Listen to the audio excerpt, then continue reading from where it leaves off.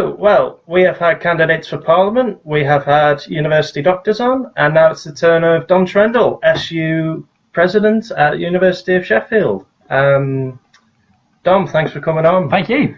Big moment for the channel. Can't get any bigger in terms of student politics on campus, I suppose. So Dom, you've entered a journey in a sense, coming up to becoming SU President. Last year you were Labour Students President.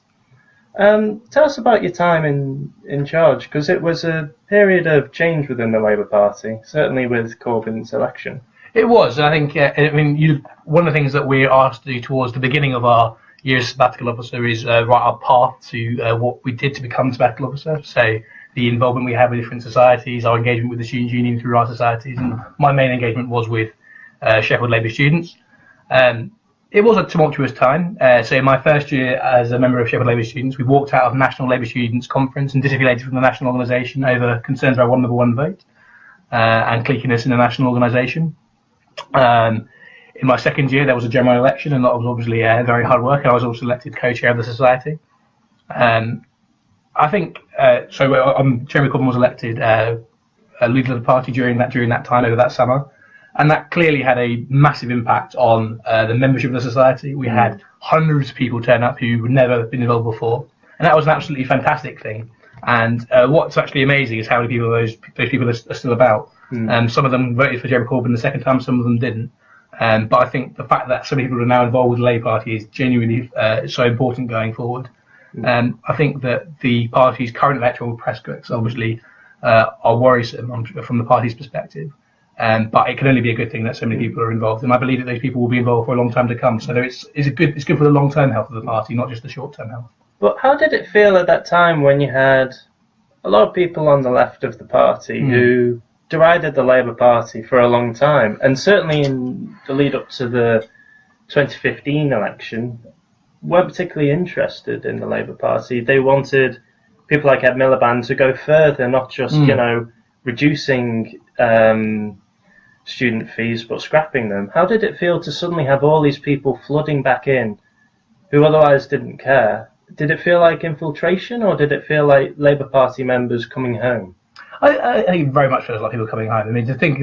What sense of entitlement to think that it's infiltration from people who want to join the Labour Party? That'd be a terrible sense of entitlement. Obviously, I think there was a difference in approach beforehand. So the Students Union, and I've always personally been in favour of free education, not just a reduction in fees. That was always my position, and something that we campaigned for within the Labour Party prior to the election. My feeling at the time was, although this isn't perfect, actually things like the bedroom tax are so important that we beat the Tories on these things. So important that actually voting Labour is still the right thing to do. And I believe in collectivism. I believe that we should respect the internal process of the party. We should be involved with them and try and change them. But we should always come together at the end. And I've always believed that. I believe that then, and I believe that now. And I think that's a consistent position. And that was my position when I was co-chair of the Labour Society. Okay.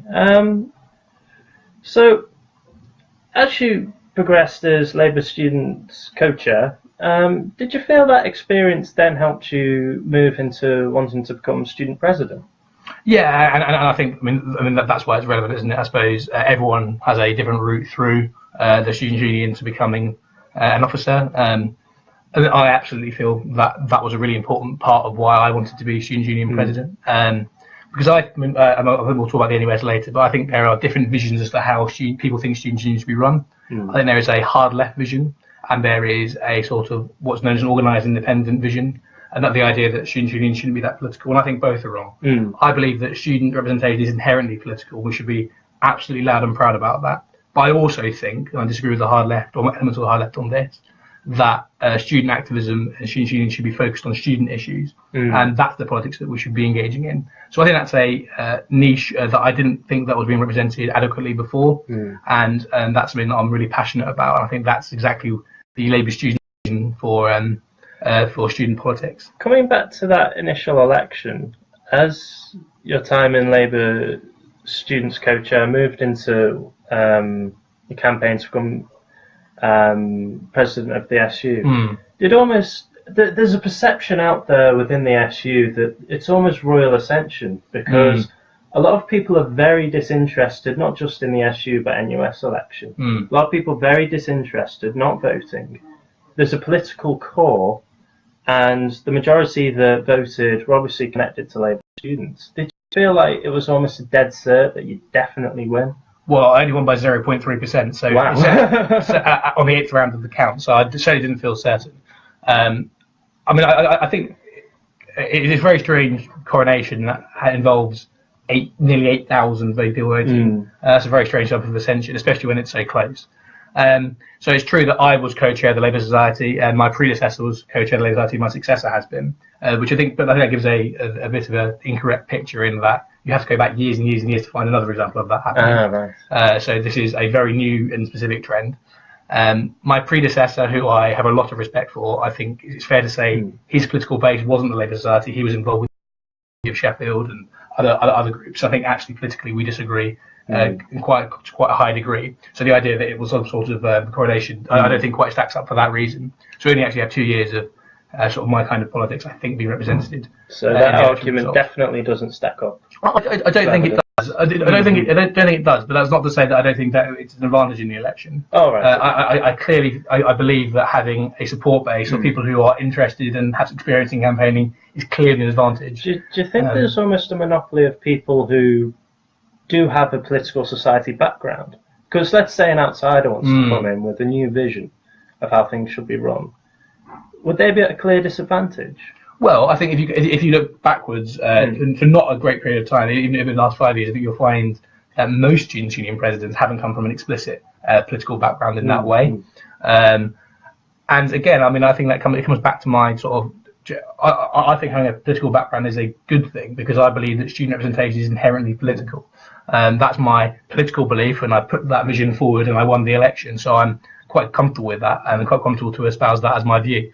I mean, of course, it's important that the elections are open to everyone. You say that turnout is low, and that's right. So it sits at around 30%. We have an increase in turnout this year, but still, when compared to Students' Union nationally, it's one of the highest. In fact, we are literally the highest turnout of any Students' Union cloud system. So I think that we have a lot to be envied for, but there's still a long way to go. And I think you're right. That's something that's mirrored nationally, and I'm really happy to talk about that as well. We'll get onto it when we get onto the NUS. But coming on to the role of president, what real power do you exercise in terms of what can you do in terms of proposals? Because does the university have a sort of lobby over what the SU can do, or? The 1994 Education Act does give the university some powers over the Students' Union, especially in terms of finance and things, but they're very peripheral and very rarely used and never been used in my time. Oh, right. And they're there for times of crisis rather than anything else. So, for example, they review our constitution every 5 years and make recommendations that we can take forward, we cannot. So I don't think the university has that much power over the Students' Union explicitly, except for the fact that we obviously rely on the university for our annual subvention, and we receive £3.4 million directly from the university. But I think we have a very good relationship with the university, and I don't feel that is directly connected to any of our political activity. Because you're able to directly contradict the university over the NSS issue. Well, I mean, I think that's our job. Our job is to directly contradict the university when we think they're wrong, and also to represent our members whether they are right or wrong, because that's the inherent nature of representation. We are a representative body. We do a lot for the university in terms of student recruitment and things, and actually I think that we're one of the reasons the university does well in student experience surveys. So we do a lot for the university as well, but our job is to represent our students' interest, and as I've said, I think that's a political thing, but it can be on the individual level when we represent all students as well. And you had recent success over bus fares. You managed to keep them at £1? Yeah, so one of the things that I promised to do was work on bus fares for students, and so I've had extensive meetings with both bus companies in Sheffield, both major bus companies. We've had some successful talks with Stagecoach around issues around student safety, particularly around CCTV and making sure that it's working, not just there, but working, especially after night. And we have new assurances around that, which I'm really pleased about. But with First Buses, we have their agreement and their public statement that they will not raise the student bus fare as Stagecoach have to £1.20, and we have them on record saying that is explicitly because of the work that we've done as a students' union. So we're really proud of that. We think that's a direct way in which we've made a difference to our members' lives by going out there and talking to bus companies and actually getting a real outcome. And I think when you think about people who use buses, so if you're a black minority ethnic student, you're more likely to use buses a greater deal because you're more likely to live at home, for example. So we think this is the kind of thing that we should be doing for all our members, but we think it has a stronger impact on our members that need help most. And I'm really proud to have done that and hope that's something that we can continue to do going forward. On things like rents in university accommodation, has that been a more difficult thing to sort of lobby over? Because right now, for many people, including myself in first year, rents were higher than student loans. I mean, yes. So I mean, I think the first thing to say is that we look at student rents in Sheffield, including university ones. They still compare very favourably to the rest of the higher education sector. We believe that more progress has to be made. So, and of course, it's important to remember that it's not just the accommodation you're paying for the residence life services and also some of the safety and extra security things which we feel are really important. And there's also a cross-subsidisation that takes place between some of the cheaper accommodation and some of the more expensive one, and we believe that's the right thing to do as well. And one of the things that we're particularly pushing for is to see more family accommodation so that student parents can have a chance to come to university and access a university. But is it difficult? Because certainly, even if you take into account rent, there's still food bills and so on. Yeah. Is it still a difficulty lobbying for things like low rents? Well, I mean, so we've done a great deal of work lobbying for rents to be low, and we've succeeded in making sure that most rents don't go up beyond the price of inflation. So we think that's a success. But it's about trying to separate about and say that our job is to lobby the university and make sure our rents are cheaper and that we have a better deal for students. But it's also our job to be going out to the government and saying, actually, the fact that your students' loans are so low is also unacceptable. It's about not letting either off the hook and making the point that actually both are important. I think that's absolutely our role. So it's more of a national issue than just an individual. I think both. I think it's absolutely both. And I think you shouldn't let either off your hook by allowing them to blame each other, which I think is exactly how the government seems to behave in a sort of divide and rule kind of way. I think it's absolutely unacceptable that people's rents are a higher price than their loan. I think there are two proximate causes of that, and we should be tackling them both. Okay. Coming on to the NUS, there is increasingly an overall perception that the NUS is becoming out of touch with students' concerns. I know the TAB doesn't really speak for all students, but they have been savaging the NUS on some issues. What's your perception of the NUS now that you're running for... Sorry, I didn't know what position you're in. So I'm on the National Union of Students Committee for Society and Citizenship. I'm an elected member of that committee. Okay. So what's your overall perception then? Is the NUS as out of touch as people are making out? I think that it is. I think that the NUS is manifestly failing to properly represent students' interests. I think that manifests itself in different ways. So I think, this is less explicitly interesting to people, but I think it's important to mention. I think the NUS is failing commercially. One of the things that we do, the NUS does, is have a trading consortium, so students union buy things in bulk together, and the idea is that the economies of scale means that's cheaper. We believe that some of that has actually been more expensive than it would be if we did it ourselves, which is patently absurd and clearly a sign of the NUS failing students' unions and failing students. But politically as well, I think it's absolutely clear that the NUS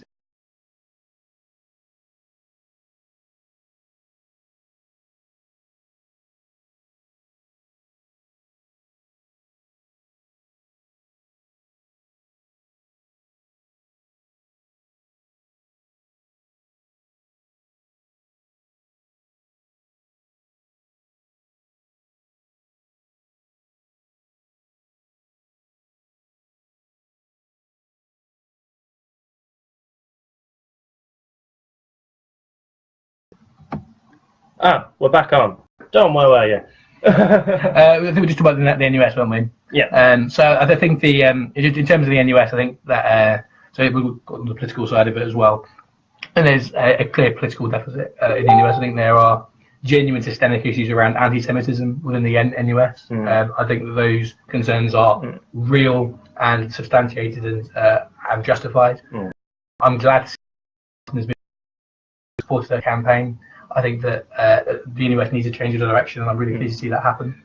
Because it's almost, I mean, on the one hand, you have them believing that they can solve the Israel-Palestine conflict by passing a motion. Yeah. On the other hand, they have, in a sense, failed in their campaign to keep student fees low. Yeah, absolutely, and I think that, and I think this is all to do with how you perceive arguments for free education. So so there are different ways of looking at it, and the traditional Labour student moderate view of the supporting graduate tax, I think, is very strange.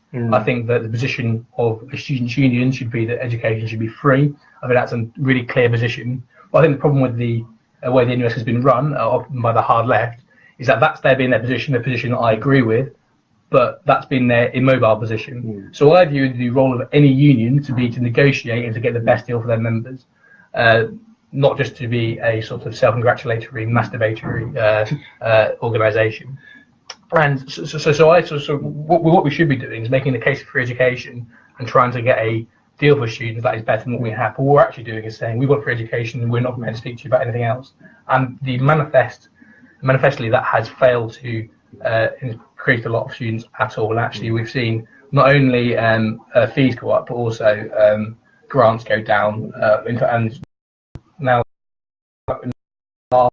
students maintenance grants going up with inflation. That's much to do with that's much to do with the NUS NSS campaign. Do you think that there's a democratic deficit almost, because we have delegates now which, again, there's low turnout to vote for them? Would it make more sense for a system of direct democracy and have strike ballots to resist things like Tory cuts and things like introduction of fees? Would it make more sense to be more like a workers' union and to have direct democracy so students have a direct say on what goes on in the NUS? There are a couple of different things there. I think the idea of student strikes, I believe that the purpose of direct action is to show your strength, and workers' unions go on strike, it absolutely does that, because it proves that the economy can't function without them. I think if students go on strike for a couple of days, I fear that the difference might not be anywhere near as profound in terms of the impact. And I think that we're much better doing other types of direct action. But in terms of the democracy aspect, firstly, open to persuasion around the issues of one member, one vote and direct democracy in the NUS. I do have some concerns about it, in that it clearly isn't working at the moment. But what I am concerned about is that the NUS is supposed to represent 7 million students, most of whom are in further education. And what you actually get is candidates for national president coming to campuses like this, trying to get the big block votes, but not going to the smaller places, and actually the higher education bias in the NUS being even more pronounced. Whereas the delegate system does guarantee the rights of smaller unions and further education unions, and also is gender balanced as well. So I think there's certainly a question that has to be answered, and I haven't got the answer. But I'm not convinced yet that one member, one vote is the correct solution. Strikes clearly work, because the first one in 2011 worked. The problem was we didn't keep up the pressure. I'm not entirely opposed to any tactic. I'm not convinced that we have the ability to keep up the pressure for very long as a student movement. I think direct action should be about showing strength, and I think often we've done that, and it's actually shown that we don't have the ability to stop members doing that too much. I think that the effect is less. I think student strikes are much better in conjunction with workers' strikes. So I'm very much of the view that when UCU go on strike, that our members shouldn't go to lectures that are being delivered by Scab Labour. I'm really clear about that. But in terms of students, actually going on strike, I'm not convinced that's always a very good tactic, although I'm not saying there are no circumstances in which it would be. So finally, moving on to the election, do you have any predictions, or do you think that Labour's position at the moment can recover? Well, yeah. So I just should have said at the beginning. Obviously, the Students' Union is party politically impartial, and we're doing work to make sure that students go out and vote, and whoever they choose to vote for. And we're also doing work about the things that we think are important for students to vote on, the issues that we think students should vote on. And we're going to be asking students to vote for students in the coming election. In terms of predictions, in terms of Sheffield, we have obviously an interesting political scene.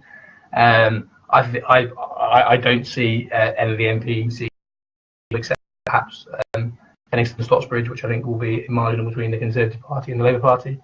Nationally, in terms of whether Labour can recover, things can only get better, and in terms of the polling, and we've been surprised by election results in the very recent past before. I think it's really important that people get out and make their voice heard, because actually these elections aren't decided, and you look at the polling, it has actually the gap has reduced quite substantially. So I think there's definitely all to play for. Just to aid on your point, it has shown that the student vote, particularly in the Brexit election, was extremely low. Partly because of the time of year as well. So just to emphasise that point, people really do need to vote on June the 8th, don't they? They do really need to vote, and I mean, just in terms of Sheffield, we can absolutely personify that point. Sheffield voted to leave the European Union by around 6,000 votes. I've absolutely no doubt that if students had been around at that time, which was a bit later, the result would have been Sheffield would have voted to remain. I think the voice of students is incredibly important in the election. There are several seats across the country: Norwich South, Sheffield Central, Bristol, Newcastle on the line, and where Lancaster, that students will decide the outcome of the election. And as we've seen for the last couple of elections, actually, the tallies in Parliament have been extremely close. So students are powerful. Students can make a difference. I think it's really important that whoever students decide to vote for, that they make sure they get out and vote. And we'll be doing a lot of work about that going forward. I think we should definitely be doing. And I've run out of questions. No. I don't want to keep you here any longer than I have to be. But co-chair of Labour students, then on to SU, then NUS, MP next. No, I think my term finishes very shortly, and I imagine I'll be doing something completely different. Oh, okay, so think tank for government and then MP? I don't foresee that being my. I don't think I'll look the. So I mean, you know, if I'm Malcolm Tucker, you wouldn't want to be the, you know. I think that, as I've said, I think student representation is political. I think quite a lot of things in life are political, and it's certainly something that will always be part of my life. But I don't simply see it being my career. So no political career. I don't envisage one. No. Okay. But I will always be involved with politics in one way or another. Yeah, with a certain party which we can't mention for reasons. Perhaps not. Yeah. That he may or may not have been a chair of. That came from me, not him. Okay, well, suppose that's it for episode 8 of Election Countdown. Tomorrow, I think we have someone from the Comedy Society. Don't know who yet. But Dom Trendall, thanks very much for coming on. Thanks, Karen. And that should be it. So, goodbye.